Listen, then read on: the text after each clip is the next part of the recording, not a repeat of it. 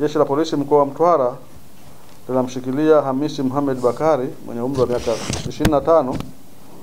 Huyu ni mkulima mkazi wa kijiji cha Masiku, kata ya Malingula, wilaya Masasi, kwa tuhuma za mauaji ya Aidina Rashid Milanzi mwenye umri wa miaka 56, ambaye ni mama yake mzazi. Mtuhumiwa alitekeleza kitendo hicho cha kikatili tarehe 18 wa pili 2025 kwa kumpiga mama yake kichwani kwa kutumia mchi na kusababishia majeraha yaliyopelekea kifo chake kwa sababu ya imani za kishirikina. Pia Jeshi la Polisi mkoa wa Mtwara linamshikilia Ramson Rashid mwenye miaka 38.